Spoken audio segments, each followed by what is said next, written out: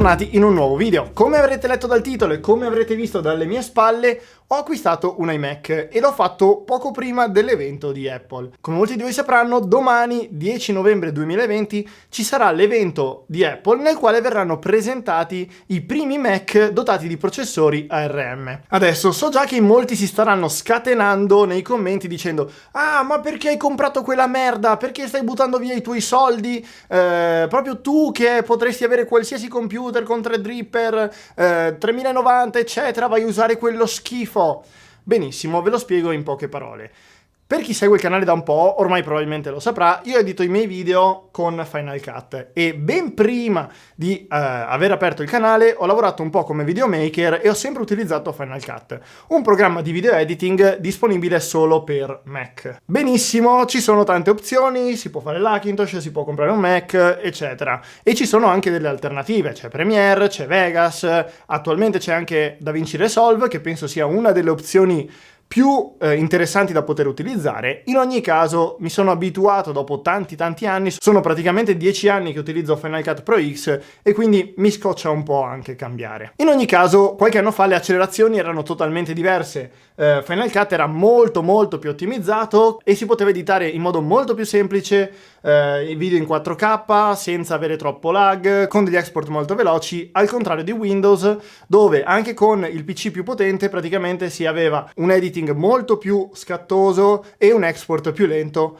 Attualmente le cose sono cambiate, visto che c'è stata l'introduzione dell'accelerazione sia QuickSync che CUDA, sia su Premiere che su DaVinci Resolve, e adesso le cose, diciamo, sono molto più simili. In ogni caso, come vi ho già detto, sono abituato da molti anni con Final Cut, mi trovo bene e effettivamente non ho voglia di cambiare. Domani appunto però ci sarà l'evento di Apple nel quale verranno presentati i primi computer Mac dotati non più di processori Intel, ma con Apple Silicon, ovvero dei processori ARM, quindi praticamente le CPU che c'erano all'interno di iPhone, di iPad, eccetera, vengono messe all'interno di notebook e di iMac, in questo caso quello che è, senza però avere restrizioni di consumi, visto che non ci sarà una batteria, o nei portatili in ogni caso comunque sarà molto più grande, e dovrebbero poter offrire delle performance decisamente interessanti, ma soprattutto un'efficienza delle temperature migliori sia nei portatili che nei fissi. Sono sincero, sono davvero curioso di vedere cosa proporrà Apple con queste nuove CPU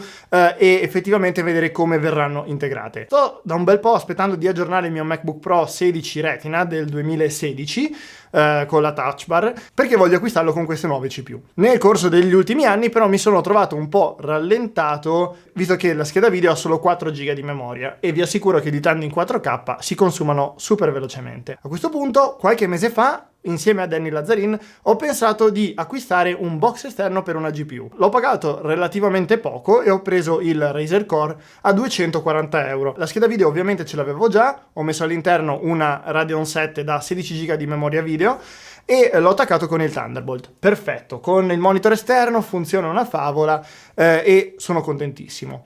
Danny invece, visto che si era un po' rotto le scatole di dover attaccare e staccare il portatile, voleva qualcosa di più fisso e ha comprato un Mac mini da tenere lì con la scheda video attaccata solo per quella postazione. È andato però a spendere parecchio, ha speso 1700 euro se non sbaglio, più l'upgrade della RAM con un i7, 6 core 12 thread se non ricordo male, e poi la RAM l'ha presa a parte e l'ha fatta aggiungere, un SSD da 512 se non ricordo male. In ogni caso comunque ha speso più di 1600-1700 euro, decisamente non poco. Effettivamente mi sono rotto anch'io un po' le scatole di dover staccare e attaccare il portatile e quindi avevo pensato di acquistare anch'io un Mac mini o qualcosa di simile, ma non volevo buttare tutti quei soldi perché davvero volevo aspettare queste nuove CPU, che fosse un Mac mini, che fosse un MacBook Pro, che fosse un nuovo iMac, in ogni caso lo stavo aspettando. Mi sono messo a questo punto a cercare se riuscivo a trovare un'offerta per un Mac mini o qualcosa del genere, ma senza spendere una cifra esagerata.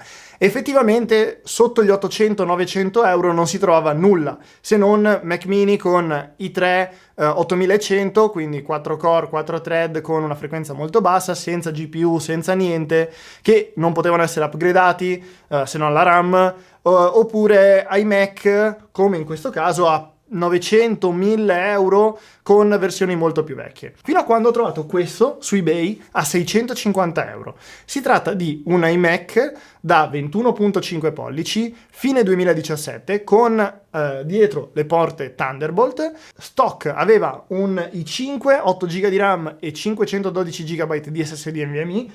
Quindi mi è sembrato perfetto, non aveva difetti né altro. Sono andato ad acquistarlo e ho detto, visto che ho della RAM e CPU che mi avanzavano compatibili con questo, vado a provare ad installarle e lo utilizzo praticamente come un Mac mini. Infatti alcuni si sono accorti durante le storie che ce l'avevo praticamente sotto la scrivania, collegato come se fosse un computer, e poi utilizzavo tutto dal monitor. Il monitor in sé, anche se è uno schermo 4K, non l'avevo utilizzato per nulla, almeno in questo momento. E devo dirvi che mi sono trovato veramente, veramente bene.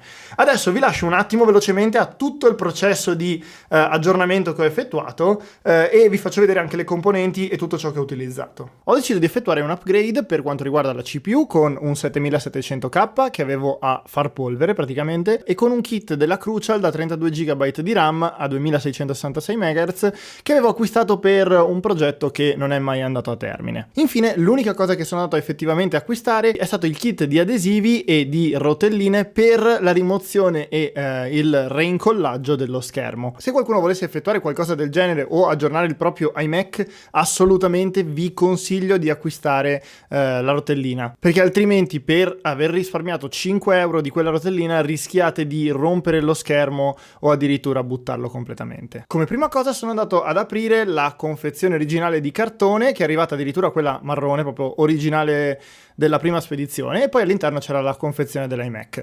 All'interno era come nuovo, imballato assolutamente in maniera perfetta, tolto tutte le protezioni, anche quella dallo schermo, e l'iMac era in condizioni impeccabili. Ho iniziato poi con la rotellina a cercare di disincollare lo schermo.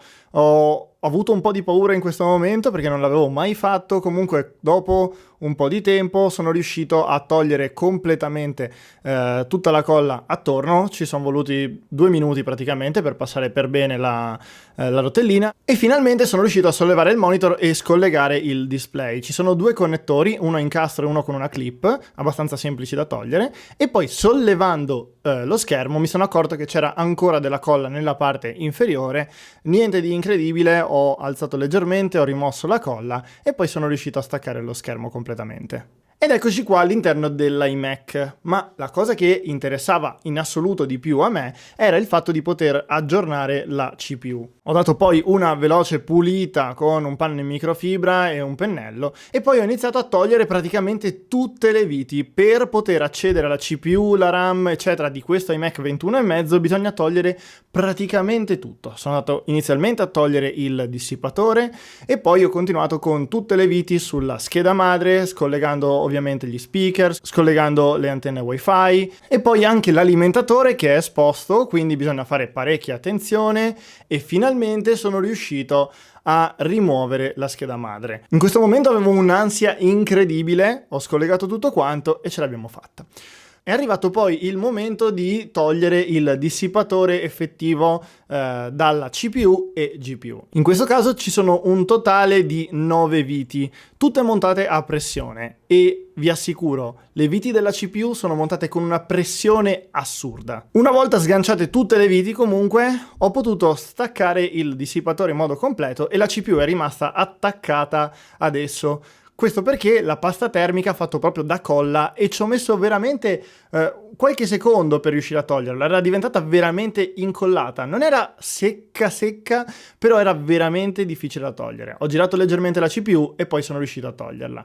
Sotto quello strato di pasta termica secca effettivamente c'era un i5 7400, quindi 4 core 4 thread. Ho poi utilizzato un cotton fioc e dell'alcol per rimuovere i residui di pasta termica. Sono riuscito a pulirlo abbastanza decentemente, non in maniera perfetta, ma più che sufficiente per poi andare a riapplicare la pasta termica. Con lo stesso modo sono andato a pulire anche la GPU e ovviamente ho tolto la pasta termica sia dal processore che anche dalle memorie. Non c'erano dei pad termici, ma della pasta termica parecchio secca. Una volta finita la pulizia sono andato a togliere la vecchia RAM. C'erano 2 banchi da 4 GB a 2400 MHz, con praticamente nessuna scritta sopra, nere complete. E poi sono andato a installare i 2 banchi da 16 GB che vi avevo fatto vedere in precedenza. Ho poi potuto rimontare la CPU facendo molta attenzione, visto che non c'è nessun tipo di gancio che la mantiene, e sono andato ad applicare una grandissima quantità di pasta termica. Poi ho rifissato le prime viti e anche quelle posteriori. Vi assicuro c'è una pressione incredibile. A questo punto mi è bastato ripetere tutto quello che avevo fatto, ma al contrario, quindi andando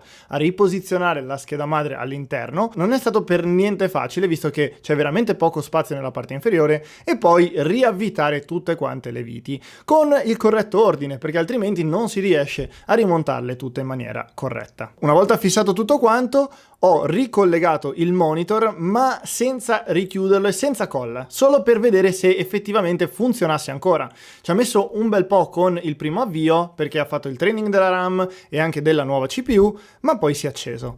In quel momento ho tirato un sospiro di sollievo, perché effettivamente non avevo buttato né l'iMac né il mio tempo. A questo punto, dopo aver verificato che tutto funzionasse correttamente, sono andato ad applicare gli adesivi per reincollare il monitor. Non ci è voluto tanto, sono numerati, quindi è abbastanza semplice. Ho tolto la pellicola protettiva e ho reincollato il monitor. Prima però di spingere e far attaccare completamente l'adesivo, ho riprovato ad accenderlo per verificare che tutto funzionasse, e effettivamente era così. Come avrete visto dal video, il processo è stato abbastanza veloce, ci ho messo circa un'ora più o meno a far tutto, fatto molto con calma, anche registrando, però diciamo che non è sicuramente la cosa più semplice da fare per chiunque. Per accedere a qualsiasi cosa, come avete visto, bisogna smontare tutto, o quasi. Sono andato a installare comunque la CPU, che è un 7700K, 32 GB di RAM, l'SSD ho lasciato lo stesso. Purtroppo non è possibile installare, o non mi è stato possibile installare, un hard disk da 2,5 o un SSD da 2,5 all'interno, perché sì, c'è lo slot, ci sono i connettori e tutto quanto, ma non ci sono i cavetti, quindi eventualmente se volessi aggiungerlo dovrei ordinare anche quei cavetti, non lo sapevo prima di aprirlo, a quel punto potrei aggiungere anche un altro SSD interno. In ogni caso ci sono già 512, ho attaccato un SSD esterno con una porta Thunderbolt da 2 TB, quindi diciamo che sono tranquillo. A questo iMac ho attaccato appunto il box esterno, quindi ho la Radeon 7 con 16 GB di memoria e il monitor, che è un PG35V di Asus, quindi ultra wide IPS con 512 zone di illuminazione, veramente bello, io lo adoro, 200 Hz, è tipo il monitor perfetto per fare un po' di tutto. Non fa niente in maniera perfetta, ma fa tutto molto bene. E quindi da un po' lo utilizzo per editare e altro, e l'iMac rimane sotto come se fosse praticamente una CPU. Mi trovo veramente veramente bene, e per l'investimento che ho fatto, avendo già CPU, RAM, la scheda video esterna e tutto quanto, mi ritrovo con una macchina decisamente performante per quello che devo fare. Non è il massimo, perché la CPU comunque è un po' vecchiotta, ha 4 core, 8 thread, però la frequenza è buona, e per tutte le accelerazioni tante volte utilizza solo 1-2 core o usa la scheda video, quindi assolutamente va bene. La RAM ce n'è in abbondanza, inoltre è da 2667 MHz invece che 2400, quindi ho guadagnato anche un pochino lì.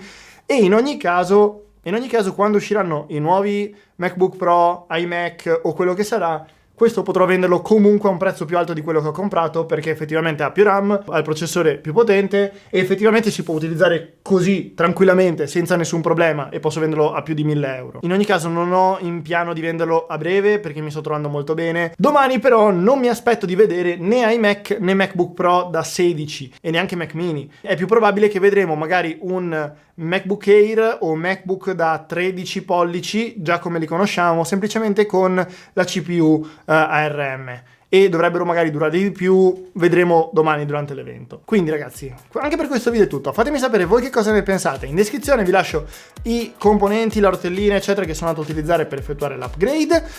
Lasciate un bel like se il video vi è piaciuto, un dislike se non vi è piaciuto. Vi ricordo che domani alle 18 andrò in live su Twitch per seguire l'evento, quindi trovate il link in descrizione. Trovate anche quello del canale Telegram, delle offerte e di Blink My PC con il merchandise e tante altre cose. Sono disponibili a proposito anche le mascherine adesso, e direi che da Blink è tutto e ci vediamo con il prossimo video.